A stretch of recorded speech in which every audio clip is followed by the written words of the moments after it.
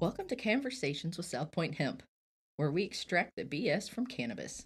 I'm your host, Annie Stanfield, with my co-host, Professor D. What up, Professor D? What up, Annie? How you doing today? Oh, quite wonderful, especially with our topic for the day. Awesome. We're going to do a nice gloss over of the endocannabinoid system. The what? The endocannabinoid system, otherwise known as the ECS. Awesome. Yeah, I don't remember learning about that one in school with the immune system, the digestive system. Yeah, ironically that you did not, because it interacts with all of those. Oh, wow. Basically, how cannabis interacts with our bodies. Ooh. Yeah, So you mean there's a reason why cannabis does what it does? There's a purpose? there is a purpose. And something that was discovered, basically, cannabinoids were discovered primarily, most of the cannabinoids were discovered in the 1960s, early 60s, 1964, I believe, by Dr. Raphael Mechoulam. For anybody that wants to kind of check out his work at it was the University of Israel, I believe. I believe so. Yeah, it Yeah, was. Yeah, there in Jerusalem. yeah. Pretty much the godfather of cannabinoids. He was the first person to identify delta 9 THC specifically, as well as CBD, CBN, CBDV. He recognized, and for over 55 years, kind of deep dived into the endocannabinoid system for the most part on the cannabinoids that interacted with the system. But the actual true discovery comes from Dr. Alan Howlett. And that was in 1988. So 24 years yeah later, yeah they discovered that we had a system why yes all this worked. SLU STL represent. Yep. Dr. Howlett and her colleagues at SLU Medical Center in St. Louis were the ones who discovered. They traced where THC went in the Right. body. And then that's how they found all the different parts of this endocannabinoid system and named it. So, just think about, I always say this, we're at just the tip of the iceberg. Basically 1964, Dr. Raphael Mechoulam discovers all these cannabinoids. And then, literally 1988, you're talking about, 24 years later, then it's discovered that, oh, this is where they go. Right. So just due to prohibition, the research is just spanned for decades. Well, I don't think in the 60s and 70s the people who were using THC were worried about why it worked or how it worked. They just knew it worked. Right. They're like, yeah, it works, But Right. But yeah, when Dr. Howlett and her colleagues discovered that, they discovered initially that we have an endocannabinoid system, which means inside the body. So we have chemicals that our body naturally produces that are responsible for maintaining a homeostasis or a balance. yes. So it works with all the body systems. It makes sure your nervous system stays balanced, your your digestive system, your immune system, all the different skeletal, muscular, all of those systems that we did learn in school. Right. The endocannabinoid system is the one that kind of regulates those and keeps them in check. Yes. And so the chemicals that they found our body naturally produces, anandamide is what they named one of the chemicals, and that comes from ananda, or Sanskrit for bliss chemical. Yes. So it kind of makes sense, when you're studying THC and all this, that it correlates with this bliss chemical they call anandamide. Right. And the other naturally produced chemical that we make, they a shortened name for it, 2-AG. 2AG, right. So anandamide and 2-AG our bodies naturally make that keep us in check. But sometimes due to poor diet, our environment, stressors, genetics, anything that would cause our bodies to get out of whack, our bodies can't naturally keep up the production of anandamide and 2-AG. And then that's when people start noticing the symptoms of arthritis, the anxiety, the pain, the inflammation. They're not sleeping well. That's when they start noticing these things, when their bodies are out of whack. And so how cannabis comes into play in all this is that CBD and THC mimic anandamide and 2-AG. Right. So we have a plant form of these chemicals that can supplement and help keep us in balance. And that's where cannabis comes in. And that is where the phytocannabinoids come from. Absolutely. Phyto from plant. Yes. Yes. So once again, this is a quick gloss over, and this is really to the best of our understanding with the knowledge that we have, Right. to date. Because, like I said, this is just 24 years, and then basically, the endocannabinoid system was discovered, as of now, 37 years ago, roughly, not quite 37 years ago, probably, because we're just getting into 2025. And they're still discovering new cannabinoids. Still, like tons, I mean, it starts out with THC, right? then it's THCP, THCA, THCO, Oh, then there's all these other yeah. Then your Delta 8, alphabet. Delta 9, Delta 10. Oh Right. yeah, So as of 2025, this is hmm the most current information that we have. right. And this is a very good crossover. We're basically going to cover the CB1 receptor and CB2 receptors, and just THC and CBD for this conversation. Mostly just due to they're your most common plant-based cannabinoids. That everybody's seen and heard about. Right. So those are going to be the two prominent phytocannabinoids that we're going to be really discussing in this. And same with the endocannabinoids. We could geek out. There's tons of enzymes that work with this as well. So we're gonna maybe touch a little base on the enzymes that help the endocannabinoid system kind of regulate itself and handle, at some point in this conversation. But this is a very quick overview. Right. We're not Introduction. This is right. more of an introduction to the endocannabinoid system, because you can really dive deep and really get into all these different compounds Oh yeah. and everything else. So we're going to just kind of give an introduction. Right. We're not going to give the PhD version. Right. Yeah. So first off, let's talk about the CB1 receptor, probably the most prominent one found mostly in your brain and your spinal cord. Right. So it kind of really has to do with kind of your motor activity, your thinking, your appetite, short-term memory, pain perception, which is huge for me, in your immune system. Let me kind of touch base with the pain perception, though. That is one of the main reasons that has led me to deep dive into cannabis as well, and how really THC interacts a lot, and it's a kind of a direct connect to these receptors that are found, and which help tremendously with the pain perception. Most people experience the munchies, also with the appetite. You know, so THC is more of a direct connect with these receptors, where other cannabinoids can either kind of block, regulate, kind of hang out on the side. Some are direct connection as well, but THC really is, which is the most psychoactive component, that we pretty much have found mostly as a phytocannabinoid at this point. Right. The receptors, it's kind of like a lock and key. Right. Is, the receptors are a lock and the cannabinoids act as a key to unlock it and allow the regulation of chemicals and different things. So when we say receptors, it's these like the little nerve receptors and different things in our body that the cannabinoids just kind of unlock. The easiest way I normally describe is most people know what an HDMI cable kind of looks like. Right. You have all these like little pins and you kind of push in, for your TV and stuff like that. I mean, imagine it kind of like that. That's, kind of how it interchanges. Of course, they don't quite connect. They're in between. They pass these different chemicals and enzymes and all this coolness kind of in between them. But that's kind of the, layman's term of If it. you need a visual, that's visual. Yeah. That's a great visual for most when I explain how this system kind of, because most people have hooked the TV up or, HDMI cable. Right. But the CB1 receptors, you said, were in the brain and the spinal cord? Yes. Kind of like your central nervous system. Yeah.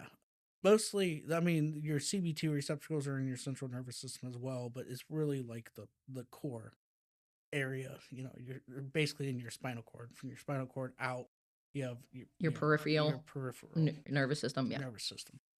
So then, then we have our CB2 receptors, which are found a lot in your organs, your gut, your kidneys, pancreas, fat tissue, kind of your skeletal muscles, as well as your bones, your eyes, all the way to your reproductive system, your immune system, respiratory tract, skin, central nervous system, as well as I said, off of your spinal cord, your cardiovascular, and your liver.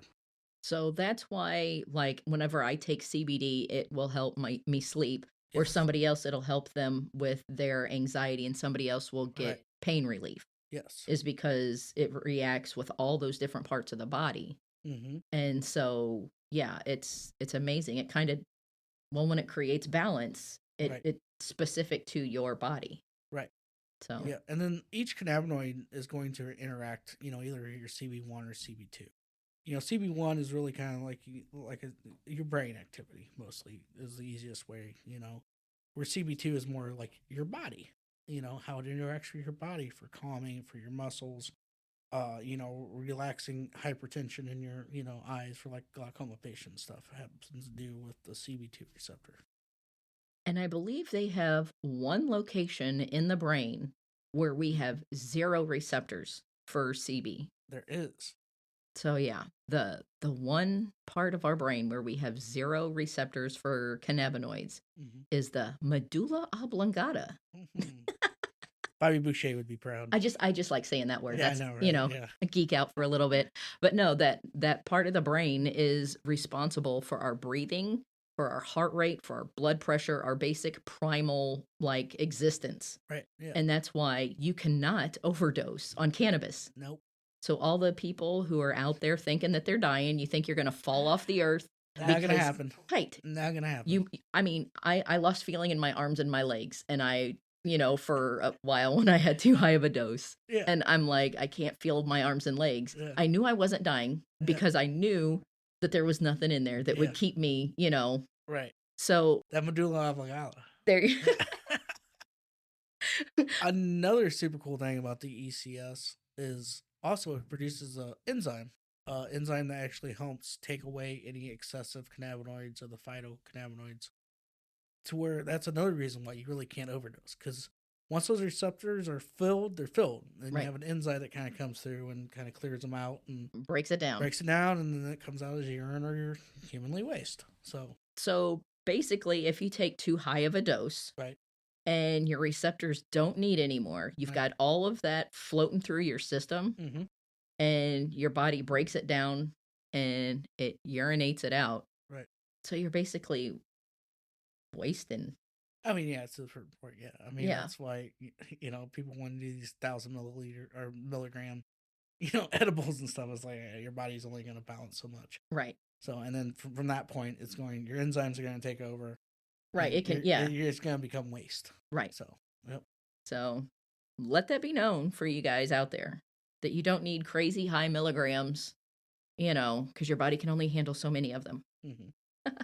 And you will go to sleep, and your enzymes will take over, and it will turn it to waste, and that's it. Right. Yep. Save your money. That's why you're supposed to find your dose. Right. Right. And well, every that's person's the different. recommended dose. That's why there's a recommended dose, and most things. Yeah. Not just in regulatory, but like also because this is your common dosage. Yeah. Usually. Well, and that's why, whenever I'm in sales and I'm talking to people and they're like, well, how much? I don't want to take too much of this. I don't want to. I'm like, right. if you can't take too Yeah. much. Yeah. The worst thing is if you take 60 milligrams and your body only needs 40, you might sleep really well. Oh, yeah. You're going to have a really nice I've nap. definitely had the Diablo, gummy bear, as they call them, especially in the early days of recreational and stuff in Colorado and California. I've definitely ate one gummy bear too many, and I thought I was going to die, but I knew I wasn't going to die. Right.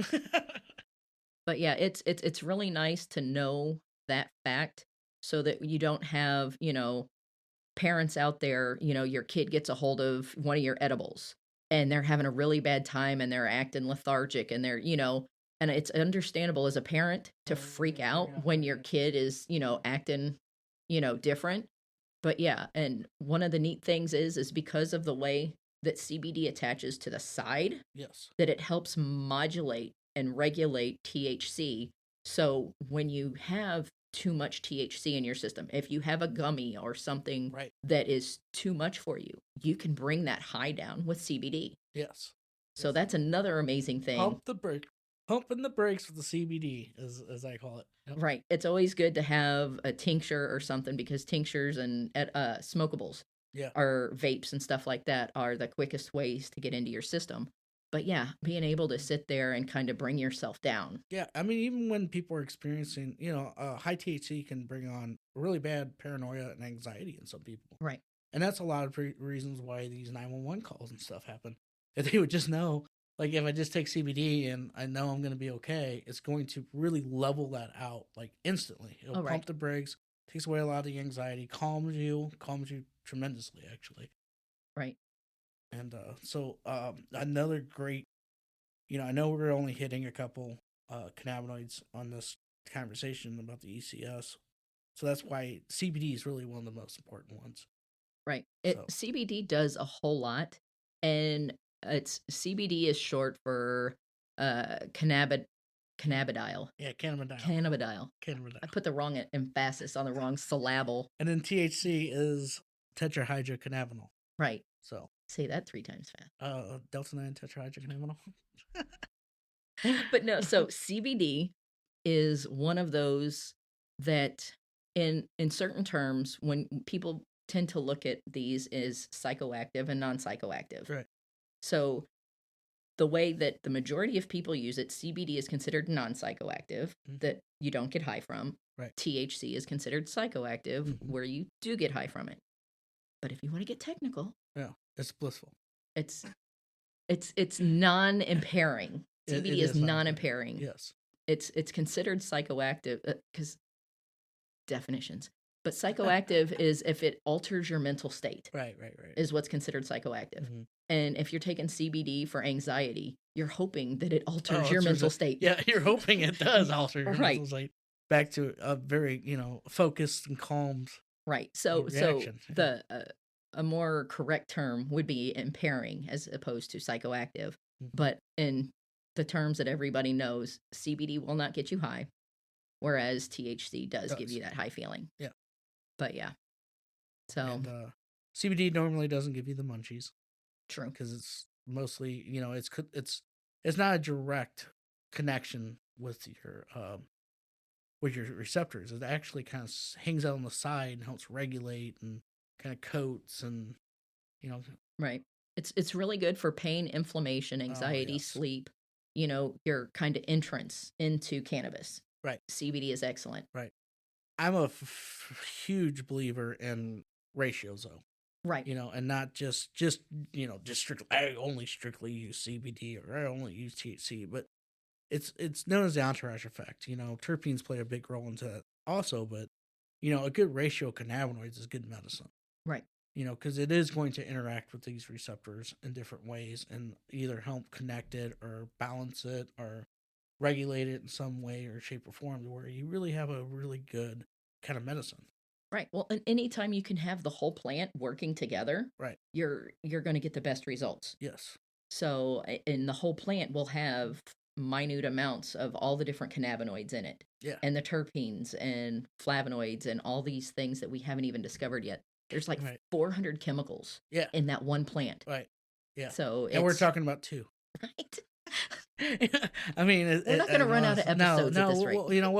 We'll have a lot more in-depth talk about cannabinoids and a lot to come, absolutely. And we're discovering far more, especially recreational going into it's, we're getting into multi-year recreational now in the second year, third year now.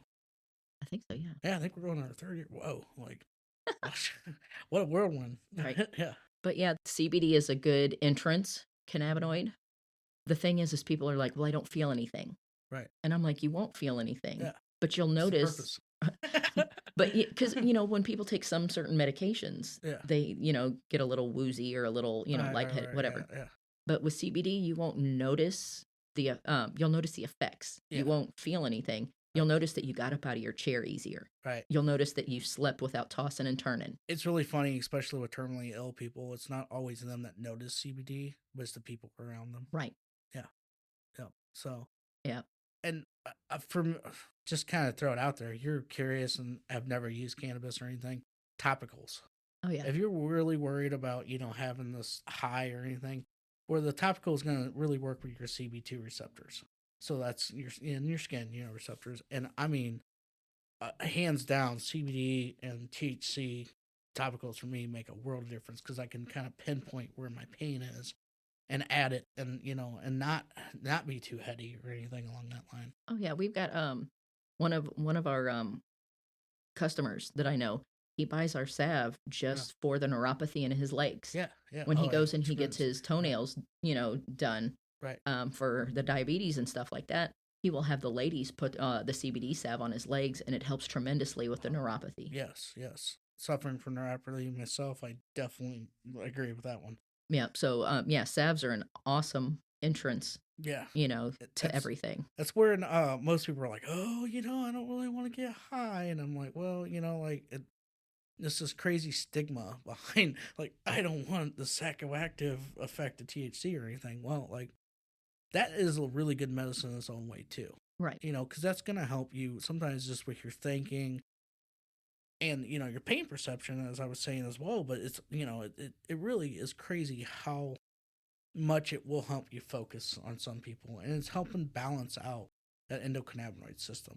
Because you're not producing the endocannabinoids you're needing, then the phytocannabinoids is what is going to help with that shortage. Right. And I mean, like one day your body might need more cannabinoids, on your digestive system if you're dealing with something. Mm-hmm. And then once your body gets that regulated, then it might be using the cannabinoids more on your nervous system. Right.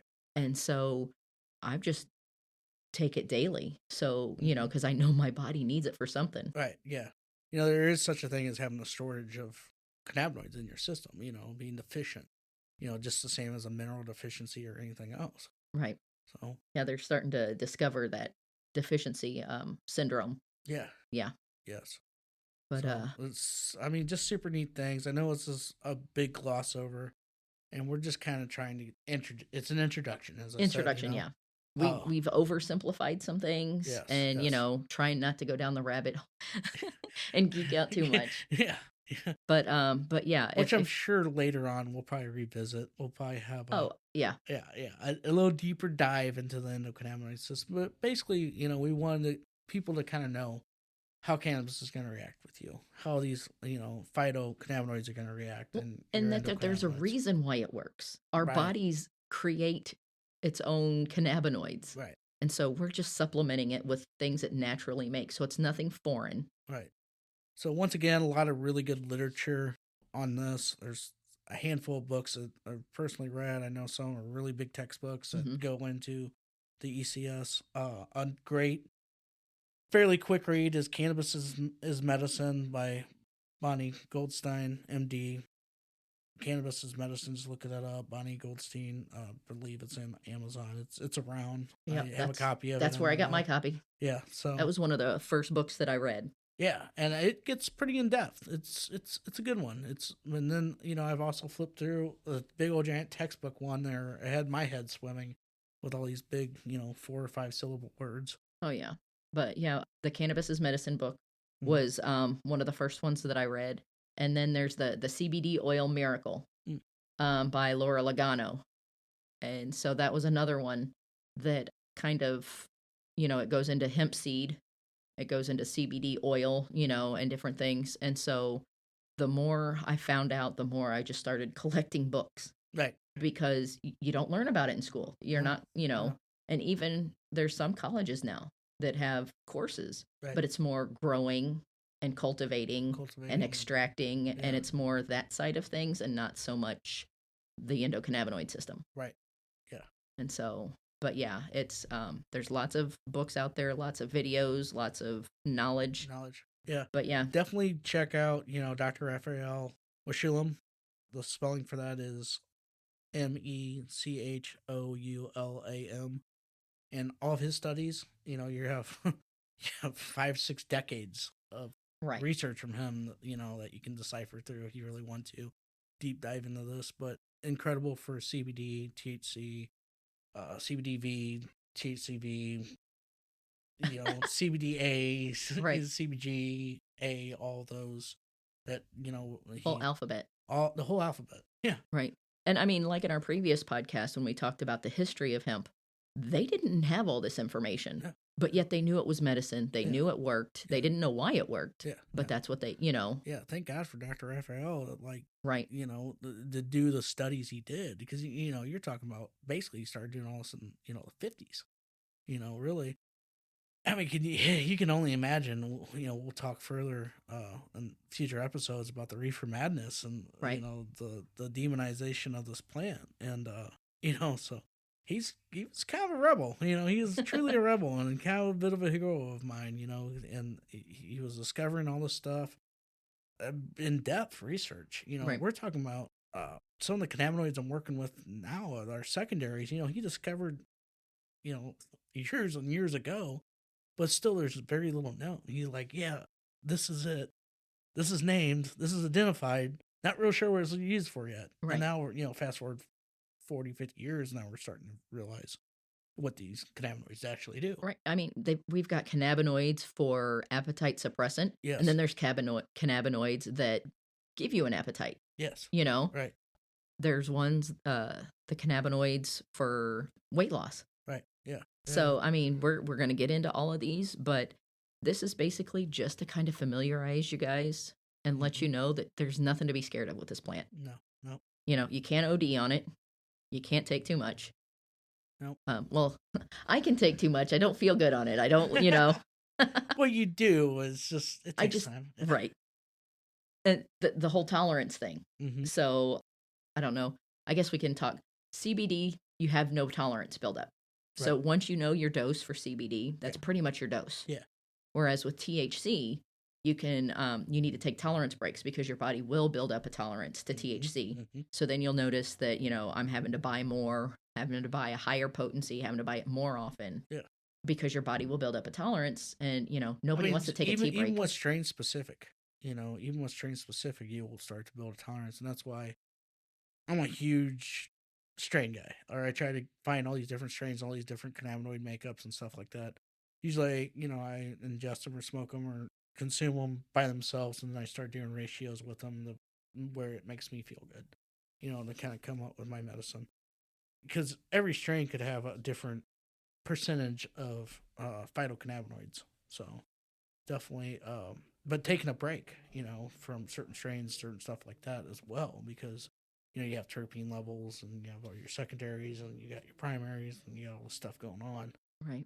To where you can start building a tolerance for some stuff. Right. And I mean, I usually recommend that people switch to CBD.